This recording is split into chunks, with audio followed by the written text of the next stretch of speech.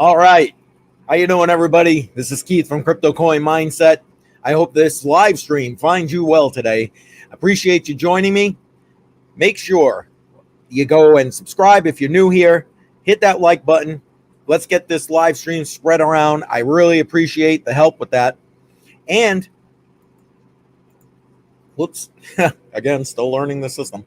And as always, I'm here to help you get your mindset on crypto. So stick around. We got a lot of stuff to talk about today. I know that I put out there that this live stream is primarily going to be about the ETF filings that are going on, and that is true. But we're going to discuss a few different things. We're going to talk, obviously, about all the ETFs that are being filed, and we're going to talk about why I believe that they are going to get approved. I've been in the crypto space since 2017, early 2017. And since I've been in the crypto space, there have been ETF filings left and right. I mean, everybody and their brother has filed for a spot Bitcoin ETF. They've all been denied. And now this is even prior to Gary Gensler. This was when Jay Clayton was there, who was the SEC chair that filed the lawsuit against Ripple.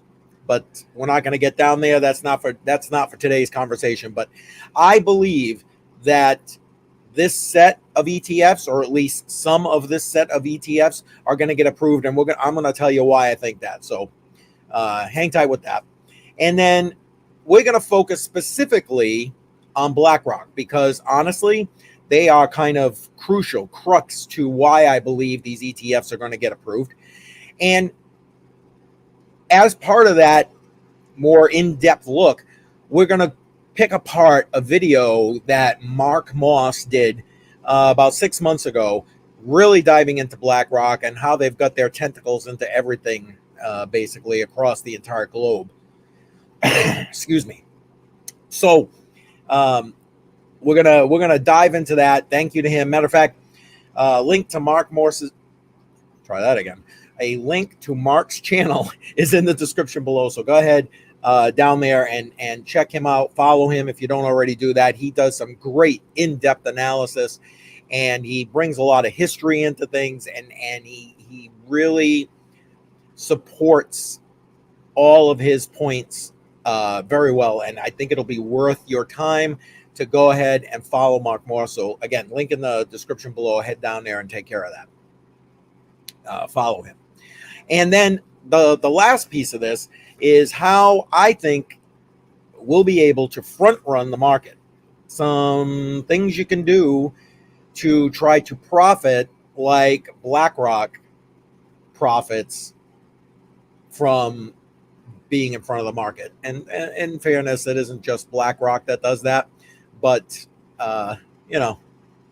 they do. Just saying. So do our politicians. But again, not trying to get down that rabbit hole already. So let's jump in. Let me share my screen with you here. All right. Again, let's see. How about that one? There we go. All right. That's not the screen I want, but hang on. Bang. There we go. That's a little better. So you've probably already heard, happened a couple of weeks ago, where BlackRock basically filed for a Bitcoin spot ETF. And sorry about that noise in the background. I forgot to shut this fan off that's right above my head here. So hopefully that wasn't too disturbing for the beginning of that. I apologize. Anyway, so about 2 weeks ago, BlackRock filed for a spot ETF.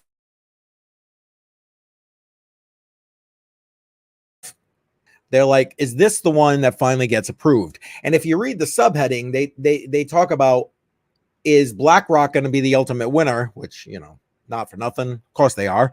They position themselves like that. But I think we can, if we're smart and enough people are smart, we'll be able to get ahead of them. But that's again, I'm getting ahead of myself here.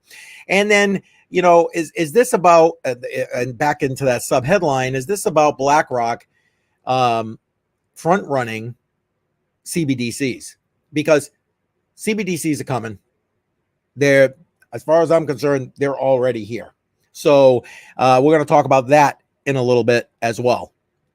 So if you don't know who BlackRock is, basically they are the largest fund manager in the world. I mean, they have seats and tentacles into just about every business. And as we go through that more in-depth analysis, thanks to Mark Moss, he'll show you some of the companies that they have a stake in and so on and so forth. So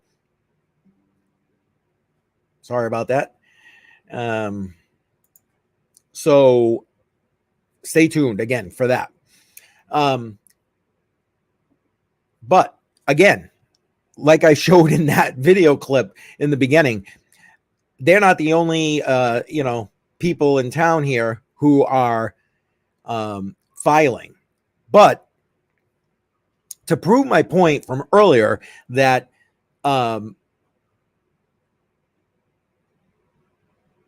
that they are not the first to file for a Bitcoin ETF, I want to show you a tweet from Cameron Winklevoss, who is one of the co-founders of the Gemini exchange. Love Gemini here for the most part.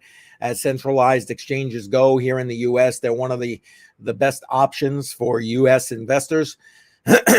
Excuse me. From a centralized exchange. So there'll be a link in the description below if you're looking to sign up with Gemini and do some trading there. So feel free, head on over. But right now, let me let's take you to that screen so we can have you. Where is it? There it is. Okay. So I'm going to make this full screen for you, so it'll be a little bit easier to read. But basically, this is a tweet from Cameron Winklevoss saying that today marks 10 years since Tyler, that's his brother, the otherwise known as the Winklevoss twins, and I tried to file the first spot Bitcoin ETF. The SEC basically refused to approve any of these products. Matter of fact, they would kick the can down the road for the longest time before they would even consider to try and put any kind of point to the why they're denying it, and then just flat out denied it. And he complains here that the SEC is a failed regulator, and I'm not going to argue, because right now they're regulating through enforcement, and that's not the way to do it. There needs to be common sense legislation for this new asset class. But again, I don't want to get down that road just yet. And he highlights a few different points here. One of the most important points I think that he makes here is that basically it pushed investors into FTX. And I'm sorry, I said it from the beginning. If you go to my website, CryptoCoinMindSet.com, you're going to see an article. If you look up FTX, you'll see an article that FTX was one of the largest, or excuse me, SBF, Sam Bankman-Fried, was one of the largest donors to the Biden campaign.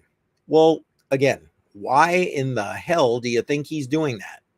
He's doing that so he could gain favor and influence inside of the government to be part of not only the regulatory process, but basically operate with impunity, which obviously happened. We saw what happened. He bribed everybody and their brother. There was an entire list. If you go Google it up, you can find that list of people that are otherwise took money from FTX. And what happened? Rug pull, because what did he do with everybody's money? Gone, right? Gone. Commingling it, yada, yada. But yet you've got legitimate businesses,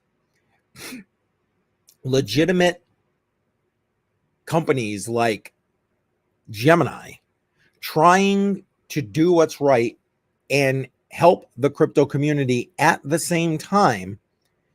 And to what end? Basically to have the SEC slam the door on them. And don't get me wrong, even with all this current regulatory action that's being taken by the SEC, Gary Gensler is just taking his marching orders. This is coming from people well above him. And personally, I think to some degree from people at BlackRock. Now, right now, there's no real evidence to prove that, but come on, let's be honest. When you see how much BlackRock has their hands into, you're going to be like, that kind of makes sense. All right, let's get on to the next thing. Again, BlackRock's not the only one who have filed for an ETF filing to do that. One of my favorite, I love Cathie Wood. If you don't know who Cathie Wood is, you need to go and check it out. We'll put links to all of this stuff in the description below. And Cathie Wood has the CEO of ARK Invest is another one who's filed for a Bitcoin ETF, spot ETF. And honestly, of all the people I would like to see get the ETF, I like Cathie Wood. She's very pro Bitcoin. She's very pro crypto. And I think that's exactly what the space needs. So having that particular type of ETF going would be terrific, in my opinion. And while I'm thinking about it, again, if you're just joining me, make sure you hit that like button, jump into the chat, say, hey, let me know where you're from. If you have a question, put it in there, and time permitting at the end of this live stream, I will answer those questions. So again, jump back in. Not the only ETF filing. Not the only ETF filing by them. Let's go. We also have Fidelity. Now, think about this. Fidelity is one of the largest asset managers on the planet. On the planet. And now, with all those funds under management, they're looking to put in a Bitcoin ETF. So you basically have BlackRock, the largest assets under management by far. You have Fidelity, probably the second largest by far with assets under management. ARK Invest and several others that have literally billions and trillions in some case of assets under management that will eventually, spot ETF, Bitcoin ETF being approved, be moving into the cryptocurrency market, the potential of front running and making a little bit of money here. Anyway, okay, so if you've been following any of this since I put out the notice and sent out my newsletter telling you that this live stream was coming, which if you're not signed up for my newsletter, please sign up for the newsletter. Here we go. The link will be in the description below.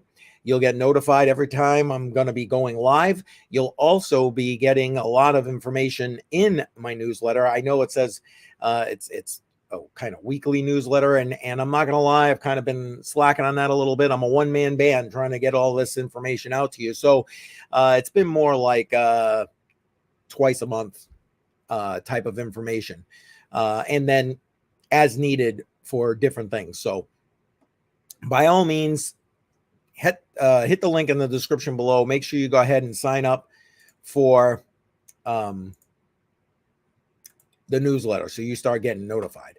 But since that happened, the SEC came out and basically told the filers, all of them, that they needed more information in order to basically make an adequate decision.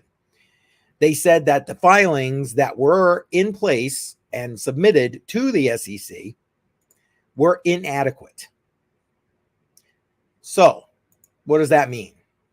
Basically, the inadequacy was that they needed to know who was going to be the exchange that was going to be monitoring the spot Bitcoin price to ensure that there was no price manipulation. That wasn't listed. As you'll see, Coinbase was the one who was ultimately notified. Coinbase was the one who was ultimately chosen to be that person. So let's I'll show you that right here. Sorry again, still learning these controls here a little bit. So here we go, Coinbase, and bang. Okay, will be the surveillance partner. And I know here it's talking about Fidelity, but this was all of the ETFs have basically put in Coinbase as their surveillance partner. And I mean, I know the SEC has sued Coinbase. We talked about that in one of our previous live streams, but I believe that this is going to be ultimately good for Coinbase, because here's a news flash. With somebody like BlackRock being here in the cryptocurrency space, looking to put in a spot ETF, Bitcoin ETF, that means that Bitcoin isn't going anywhere. Cryptocurrency as a whole isn't going to be going anywhere. Now, that's not to say they're not going to try and whittle down the cryptocurrencies that are available to a lot less than what there are, because let's be honest, frankly, there are just too many at this point. Just too many. So whittling it down might not necessarily be a bad thing. But again, conversation for a different time. So again, realize that the fact that BlackRock is actually looking to get into this space with a Bitcoin ETF. And again, it's not necessarily the space. The Bitcoin ETF doesn't run in cryptocurrency, in the cryptocurrency market. However, it does run basically on Wall Street. And you want to know what? But in order for them to have enough exposure to actually have some control over the price of Bitcoin, they're going to have to be buying Bitcoin. And I've been saying it for a long time. People, and when I say people, I'm talking TradFi, banks, central banks, governments, they're buying Bitcoin. They're doing it on the QT. Traditional banks have started to offer custody services. Well, why is that? Because they know that they're going to have to transition to this at some point. The fact of the matter is, why not go ahead, take the time to set up the back end, and then buy in when the market is low? Because most retail investors, end of day, what do?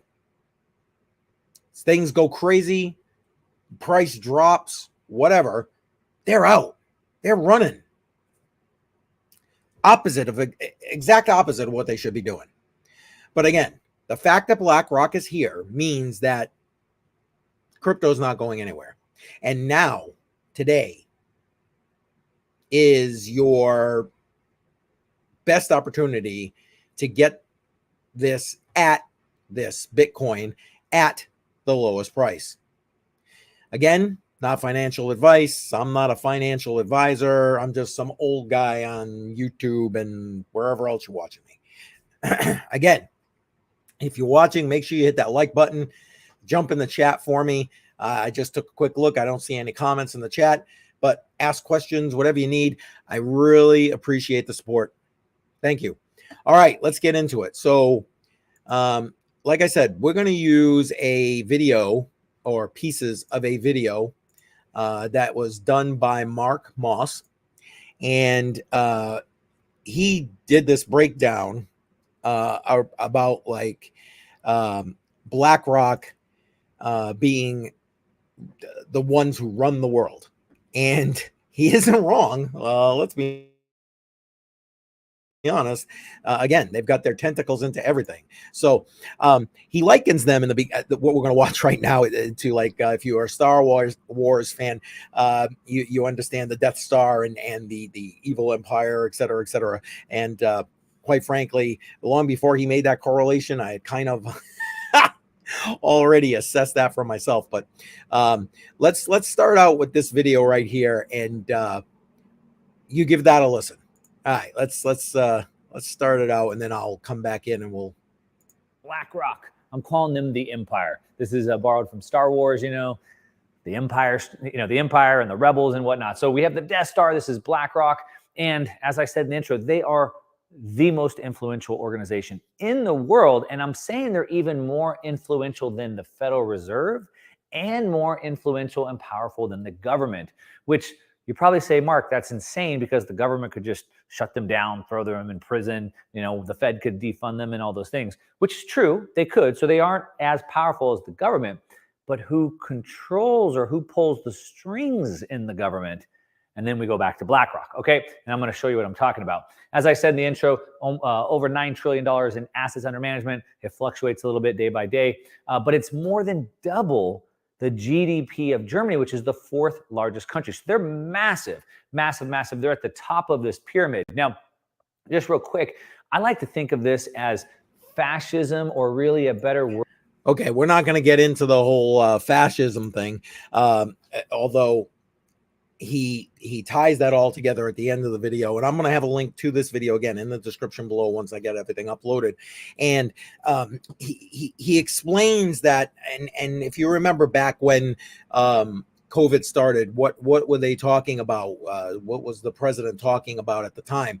Creating a public-private partnership in order to move things forward during that time of crisis. Yeah, he's gonna actually talk about how they had the whole bailout plan for this time of crisis planned before the crisis, but that's, again, not trying to get down the conspiracy theory angle of everything with regard to the pandemic. So,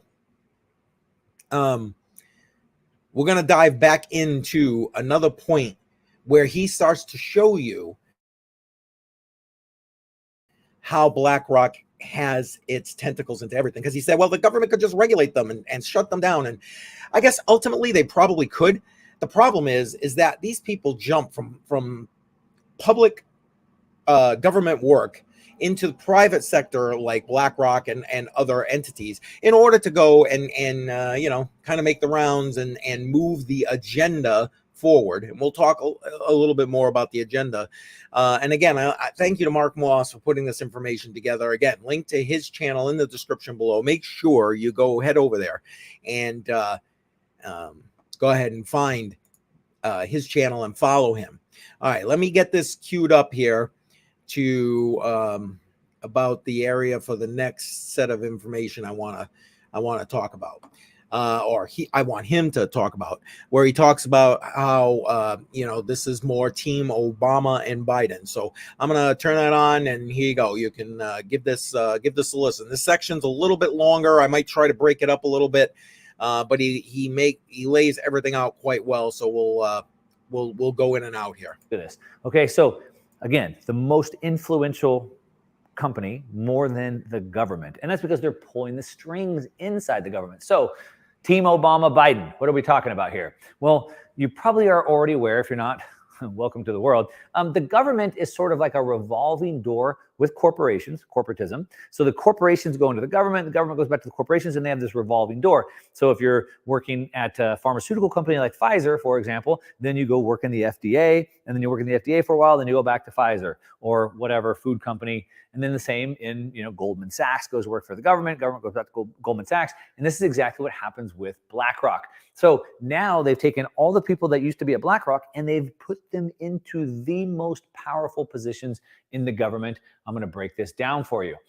Now we have, let's start with Brian Deese here, for example.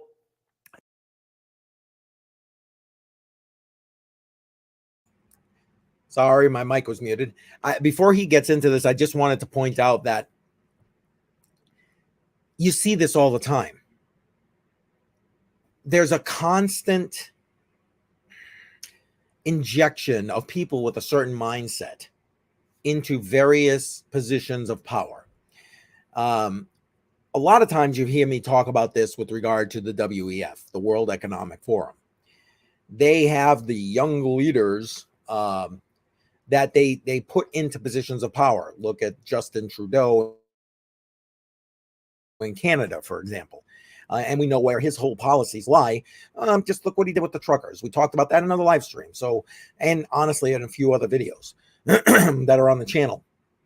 Again, while I'm talking about the channel, if you're new here, make sure you hit that subscribe button, tick that bell icon, click the all. I really appreciate it.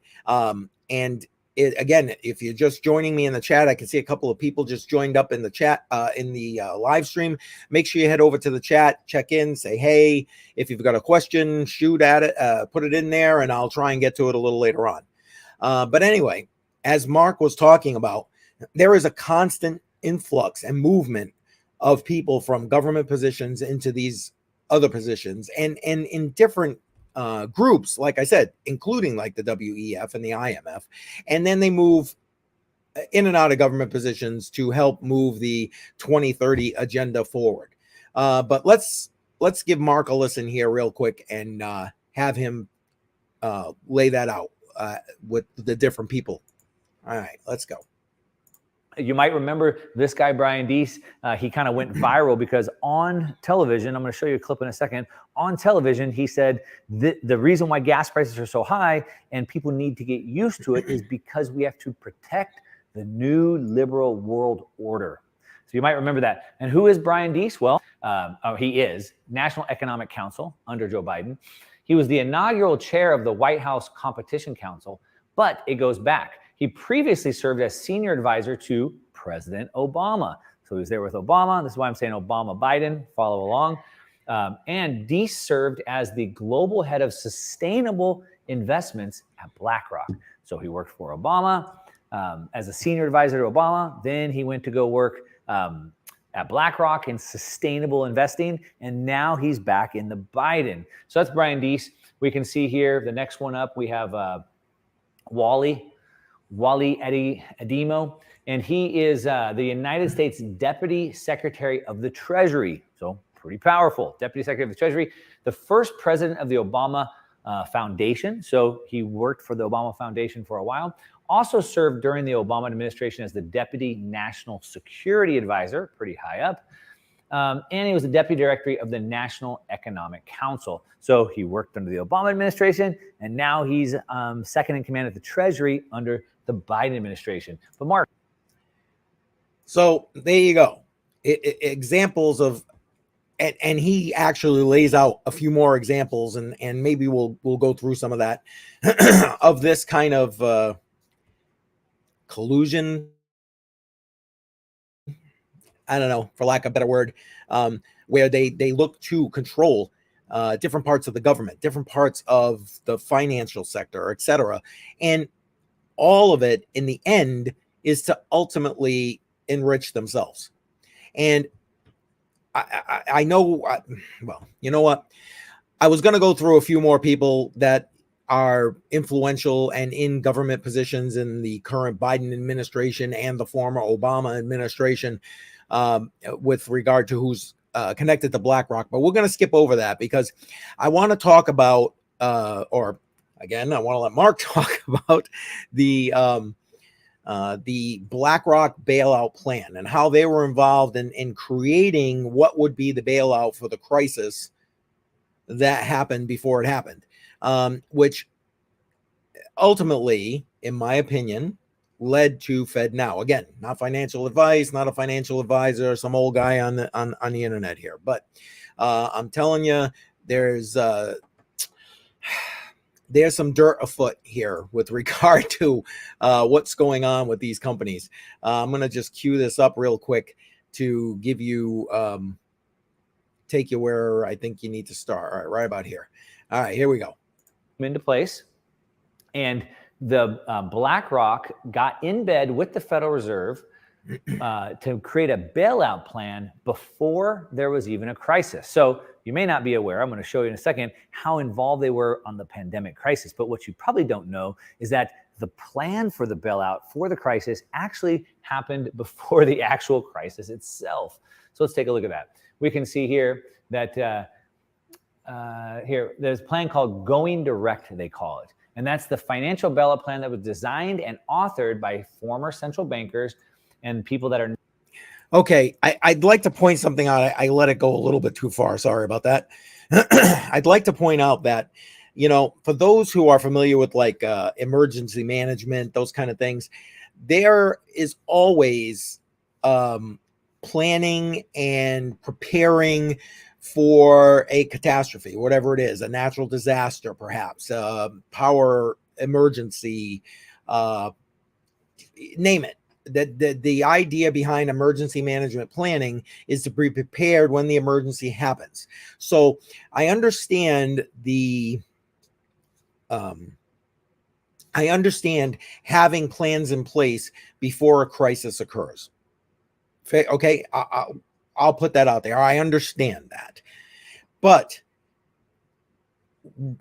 I don't know. I just, as we get further into seeing the, you know, interaction and the way that BlackRock is infiltrated governments and businesses, the more it makes you suspect to like, did they really plan for a potential emergency, or did they plan for a planned emergency? Okay, I'll leave that to you to decide, because again, I'm just some guy, right? But we're going to get back to this. And now he's talking about what I believe is the precursor to FedNow. And we're going to talk about FedNow because that launches, according to their website, a little later this month, that I believe is the precursor to CBDCs. I know I'm getting ahead of myself, but let's zip back over to Mark and let him payroll at BlackRock. So they used to work at the Fed. Now they work at BlackRock. They authored this plan called Going Direct. The plan was rolled out in August of 2019 at the G7 Summit of Central Bankers in Jackson Hole, Wyoming. They meet there every single year, months before the public was aware of any financial crisis. So you weren't aware of the financial crisis, but they were, the G7 countries meeting, and they put this plan into place. The BlackRock plan, as it's called, calls for blurring the lines between government fiscal policy and central bank monetary policy. It says BlackRock has now been hired by the Federal Reserve, by the Bank of Canada, and by Switzerland's central bank. Didn't we just say that they had people from Canada and from Switzerland and the Fed there? Yeah, so they were hired by the Fed, by the Bank of Canada, and by the Sweden's central bank to implement key features of this new plan that they authored. I wonder if it might be. Okay. Again, he's about to say what I was just going to say. I mean, you think there was like some planning behind this, and that's the point. You know, the more you look into it, it's that the old saying of where there's smoke, there's fire. So bringing it back to the beginning, remember I said that I believe that this set of ETFs is going to get approved. Why is it going to get approved? It's going to get approved because BlackRock is now in the mix. They've pretty much finished telling you not to invest in Bitcoin. Bitcoin was a scam, so on and so forth. I mean, yes, technically you still have some of these banks like JP Morgan Chase who are still telling you, oh, Bitcoin's a scam. But at the same time, they're building out their back end so they can service their customers with Bitcoin custody services. Again, not trying to get down that road for another live stream, unless I get some questions on it in the chat. So, but you can see where this coordination and collusion is going. All right, let's let Mark finish this up, and then we'll jump back in here. Okay. Favorable for them. Let's keep digging in. The authors wrote, quote, in a downturn, the only solution for a more formal and historically unusual coordination of monetary and fiscal policy is to provide effective stimulus. Now, effective, meaning we need to put this stimulus into the right place. What would be considered the right place?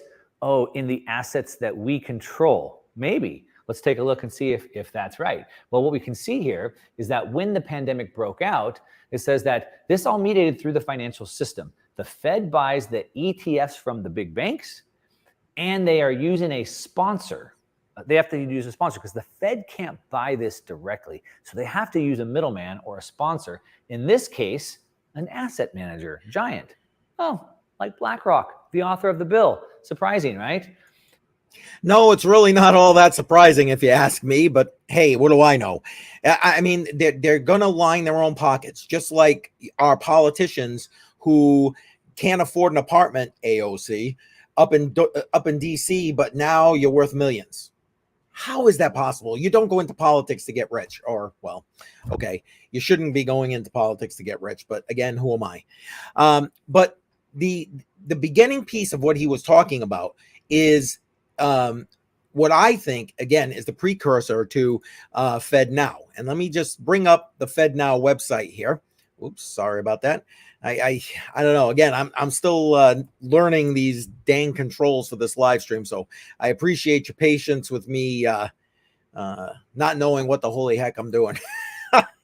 All right, so this is the FedNow website right here, and as you can see, matter of fact, let me make it full screen so you can see it a little bit better here.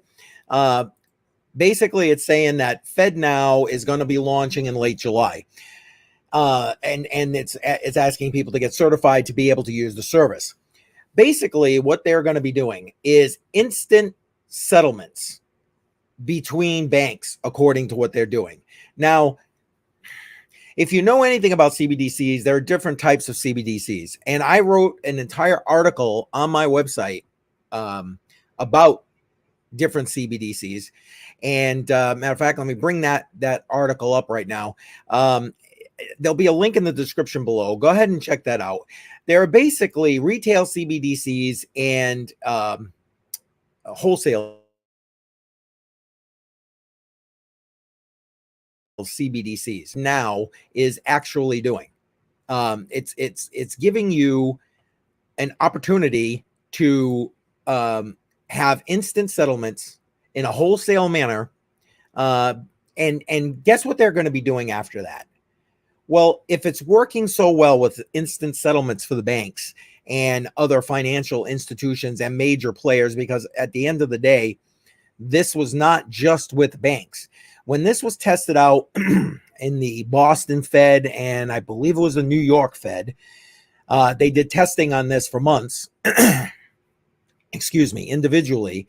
They did this with the help of other financial players like Visa, MasterCard, major retailers, as well as banks and other financial players, kind of like BlackRock, although as far as I'm aware, BlackRock was not actually involved in any of this testing. So again, if you want to know more about the testing phases that they had, just Google it up. They don't even hide it anymore. They're coming out and telling you, yeah, this was not CBDC, but if you're already having that kind of transaction and you're testing it with like Visa and MasterCard, what's to stop you from now having a financial emergency, a financial crisis, that you now have to take control of the money supply, make it all digital, and then there you go. Here's your CBDC. Honestly, I really believe that this is the precursor. Got no proof of that, but I think within the next couple of years, we're going to be coming back, or I'll be coming back and referencing this live stream and other videos I've done with regard to this Fed Now process and be like, see, here it is. So no matter what, it's coming. Fed Now is basically here. It's just a matter of when it rolls out. So again, what can we do to front run this change, this process, this economic upheaval that government, central banks, and groups like BlackRock are trying to make happen? Well, we have a few different options. One of them is to buy into crypto now while the prices are still low before these spot ETFs get approved. I'm getting ahead of myself. Sorry. Matter of fact, the next section I want to talk about in Mark's video, I'll let, again, Mark talk about, link to his description and the video and his channel and the video in the description below here. So go ahead and check that out. But let's sit back. The next section he talks about is about the potential of front running the market. So let's zip over to him and I got to cue that up though. Give me 1 second here.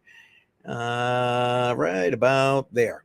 All right, let's go. It says investors knowing that the Fed is about to buy a lot of BlackRock iShares investment grade corporate bonds, ETFs, also known as LQD, they dumped $1 billion into it in anticipation. So the investors saw that BlackRock was in this situation, knowing they would probably put their own that money into their own assets. And so investors piled in, front running what BlackRock was doing. Sure enough, the biggest holding in this initial set of Fed purchases happened to be LQD, which is, of course, BlackRock's ETF. Now, executives at BlackRock know where those purchases went before the public. Of course, they're the ones making the decisions, putting the money. They don't tell you until the quarterly filing comes out. So they knew before it went public.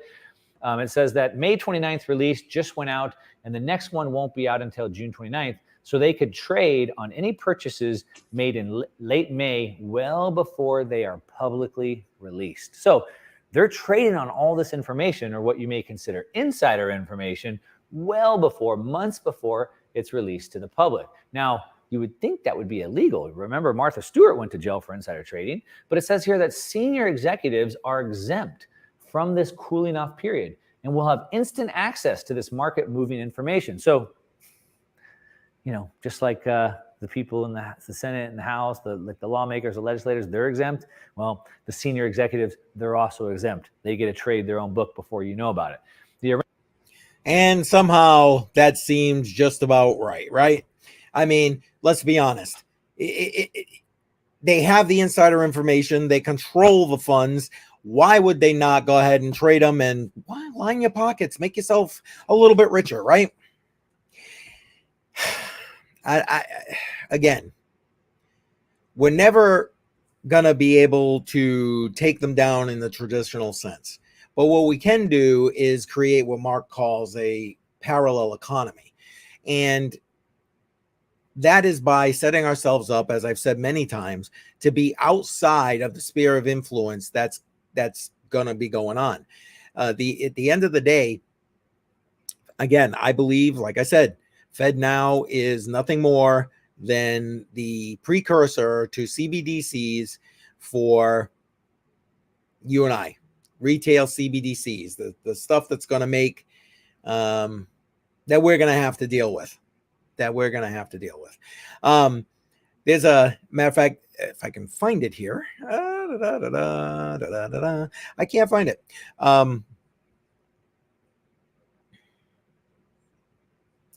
Wow. Hang on. There we go. There was a meme that was put out about Fed Now. I think it's perfect. The Trojan horse. The Trojan horse right here. Fed Now. Oh, everything's great. We're just going to be doing this so we can transact instant settlements and you can move money at the speed of light,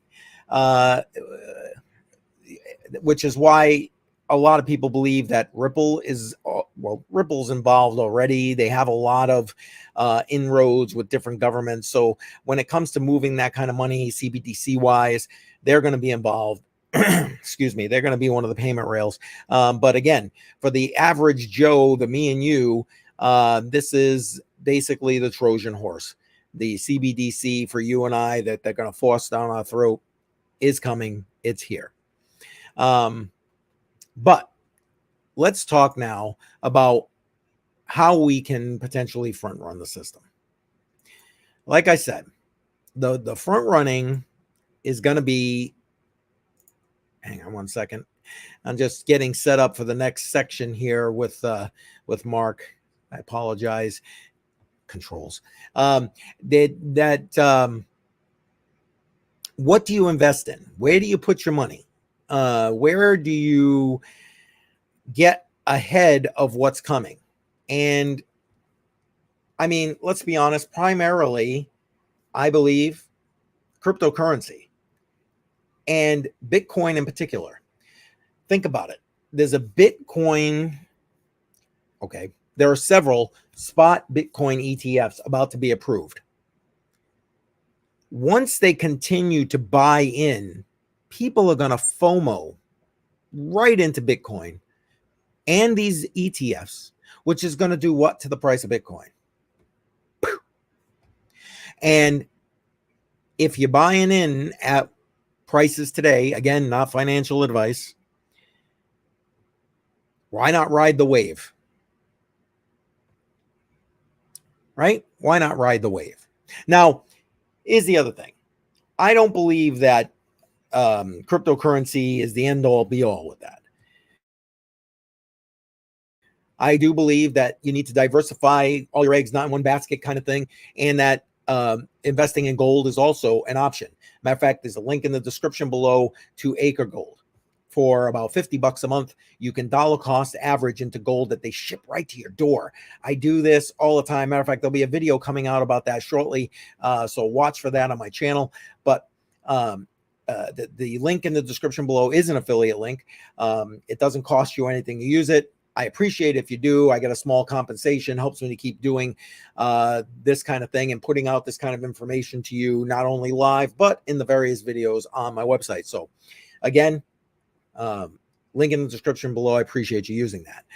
So again, we're talking cryptocurrency as one of the options, Bitcoin in particular. And honestly, I think you need to selectively choose some of the other cryptocurrencies that are positioning themselves to be compliant with some of these new banking regulations that have actually just started taking place as Fed Now is getting ready to come live. This ISO 20022, I believe, is what it is. That compliance basically is going to help to allow for this, excuse me, allow for the CBDC transfer between governments, central banks, and be those payment rails. And some of those that are, I mean, you can Google it up and you can get a list of those that are compliant. But some of the ones that comes to mind primarily are Quant, QNT, and Hedera Hashgraph, otherwise ticker HBAR.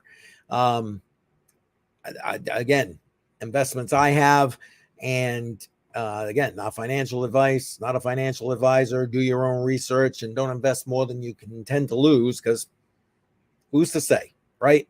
They get on the wrong side of BlackRock, squish just like grape. What movie does that come from? Let me know in the comments. Anyway, so those two items, cryptocurrency, gold, two of the ways that you can front run this market. Now, I'm going to put this next section on where they talk about the green initiative that, the WEF, the IMF, BlackRock primarily have sat and put forward that, they're only going to take us, they're basically going to take us from our current level of secure, stable, fossil fuel energy to this renewable, unreliable energy sources. And again, I'm not opposed to that. Frankly, I think that's the direction we need to move in. However, the way that they're doing it and the way that they're forcing it in, which is that by manipulating companies, because again, they've got their tentacles into everything. So if you're not going to be net zero, and if you're not going to be carbon neutral, and if you're not going to be ESG compliant, well, then guess what? You're going to be starved of money as a company, and you will die eventually, unless you can get funding elsewhere.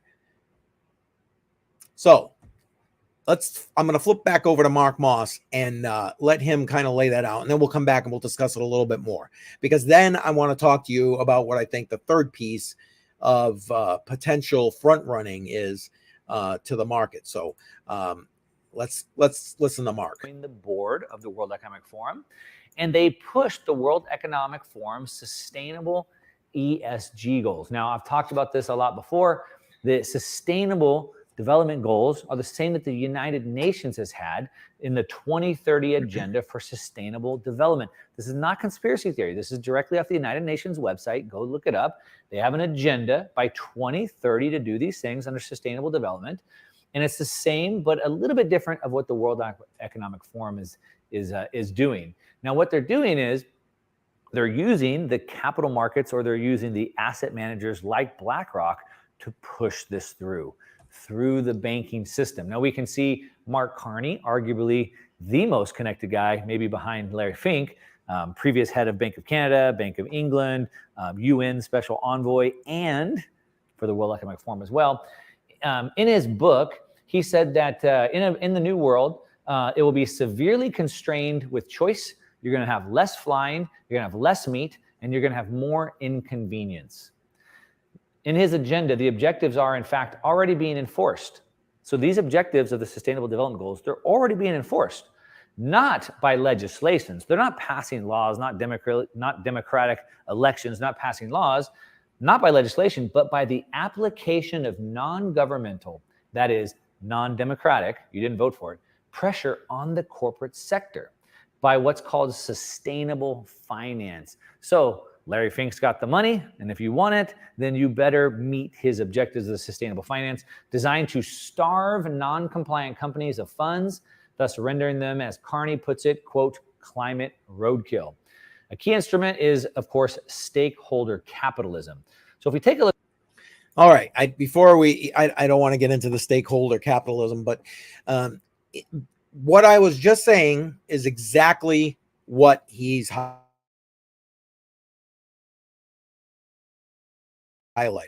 So if you're not going to be yay Green New Deal, and you're not going to be wanting to give up meat, and you're not going to be wanting to not put gas in your car, and you're not drive an electric vehicle or any of that stuff, you will be starved out of the banking system. Now, here's the thing. In that video, he's talking about companies being starved of funds and unable to grow if they don't accept these ESG initiatives.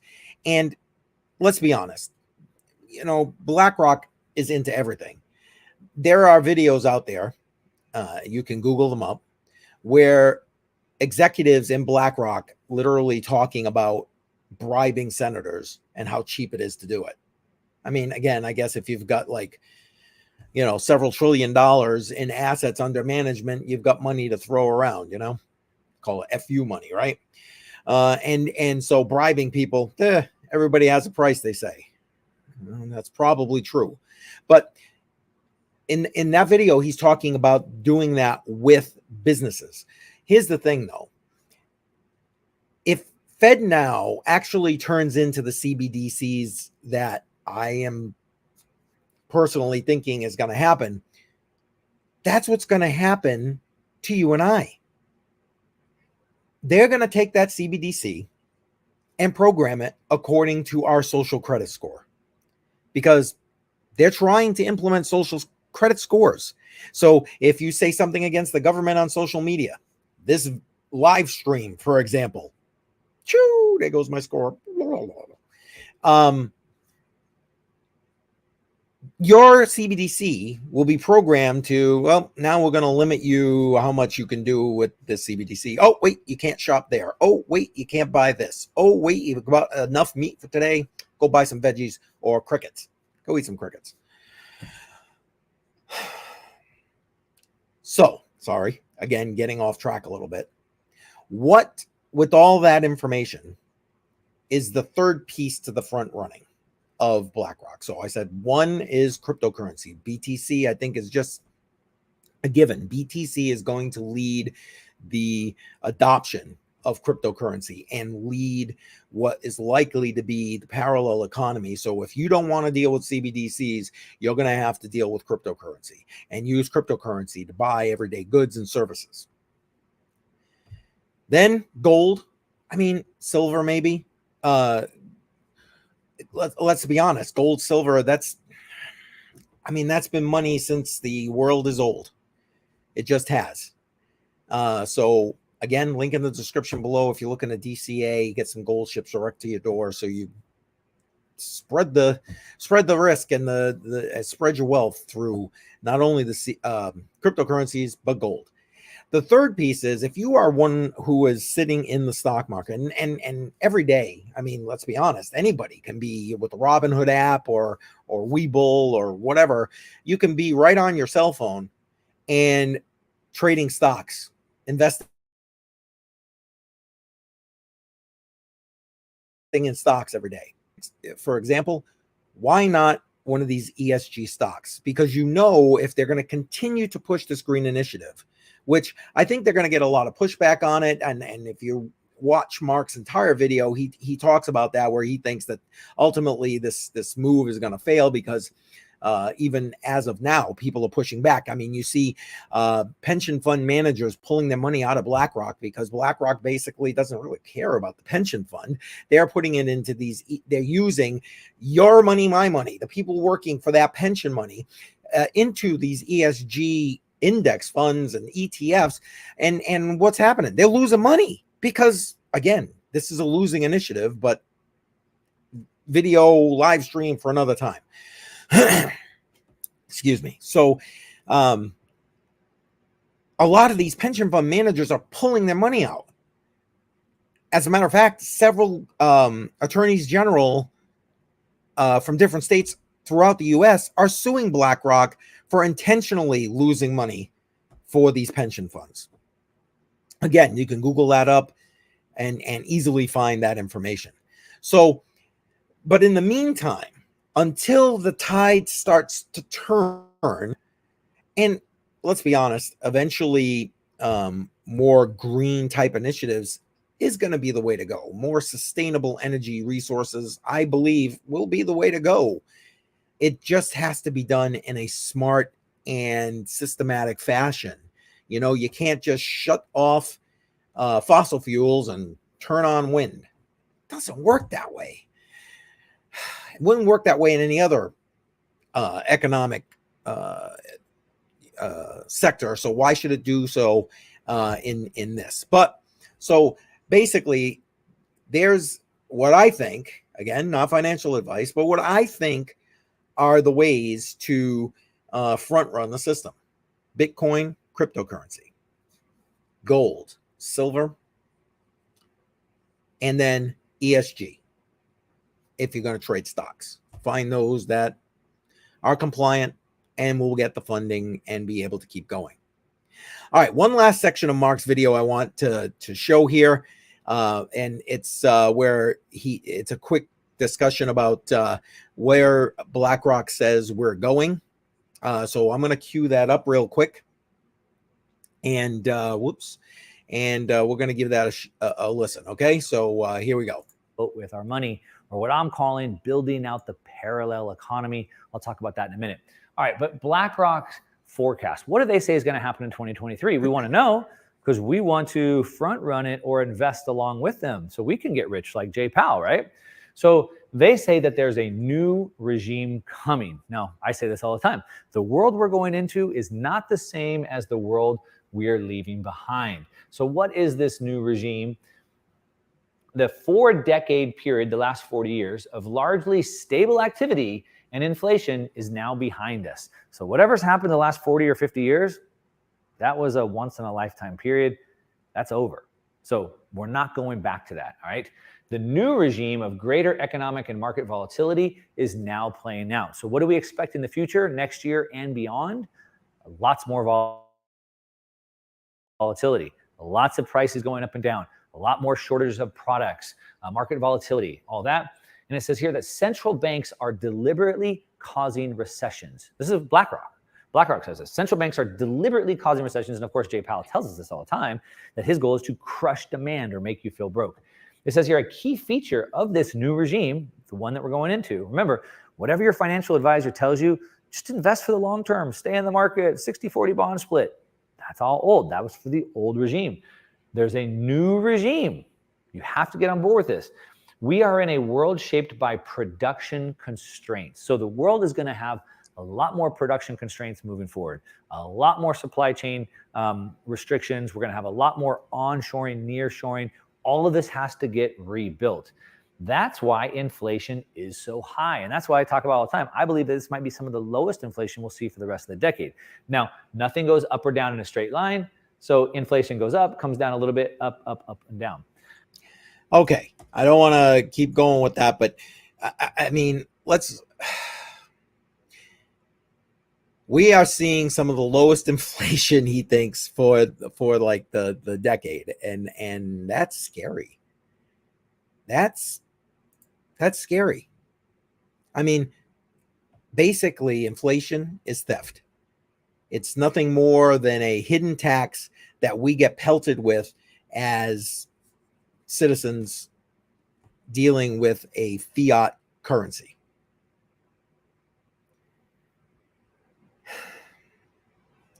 So what do? Well, like he said, we got to be able to front run or invest with what's coming. I gave you what I think are the options to do that. I don't know if that's going to be something you want to do, but again, no matter what you decide, you should be, doing your own research, make your own decisions. You got to do what's best for you. The only way, in my opinion, the only way you can survive what's coming is to be outside of this system. The only way to get outside of the system is to have other means of money. And Bitcoin is that, as well as other cryptocurrencies. Furthermore, gold, again, been money since pretty much the beginning of time. Silver, those kind of things. So we're up over an hour. I've been live here, so thank you for those who have been in, and some have left. I can see. I'm looking. I don't see any comments or questions sitting in the chat, so I think we're gonna wrap this thing up here. So I really appreciate you watching this. Again, if you're new, hit that subscribe button, tick the bell icon, click the all. I do these live streams every Wednesday, 10 a.m. Eastern, about whatever the various topic is going to be. There are videos coming out on my channel a couple of times a week on different topics. Go to CryptoCoinMindSet.com. Check out the blog posts that I have going. We got about 2 new blog posts posting every single week. So I appreciate that.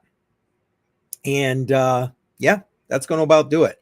So thank you for joining me. I'm going to put in my little wrap up right here. And it's been a pleasure to see you, and we'll see you next week. All right, that's going to conclude the live stream. I would like to say thank you for watching me live. I really appreciate the support and your interaction in the live chat. But there's a couple of other things I'd like to talk about as well. Now, I'd like to take a moment to say you need to beware of scammers.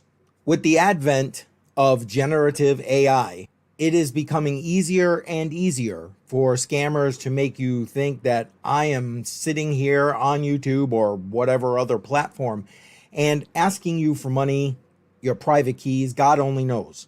I'm here to tell you, I will not ask you for your private keys.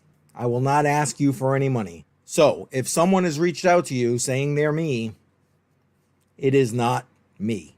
Now that we got that unpleasantness out of the way, let's talk about how I can help you.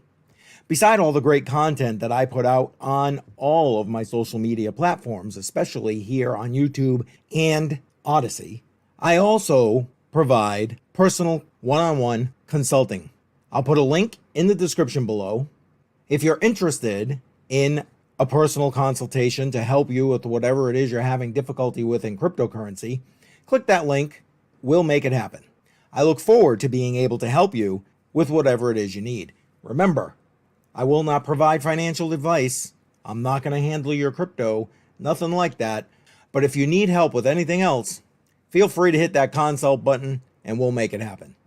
Now, I also have a Telegram channel. There's an open Telegram, which you see here.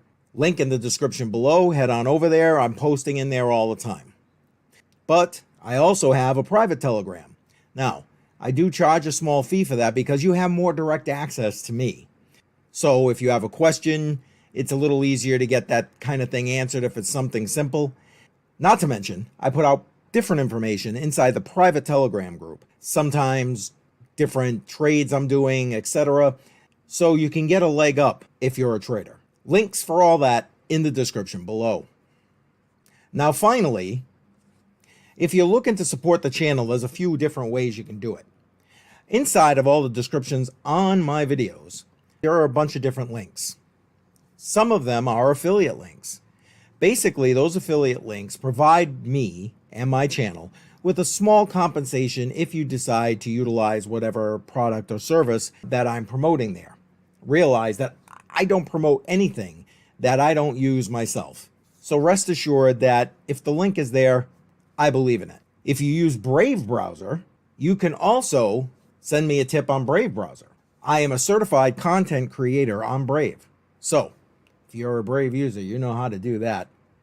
And finally, you can head on over to Cointree, link in the description below. On Cointree, you have the ability to send me a tip. More importantly, on Cointree, I have listed all my official social media links. So you can rest assured if you want to follow me and everything that I put out for CryptoCoinMindSet, these are the links where you're going to find all that information. Thank you again, and I look forward to seeing you soon.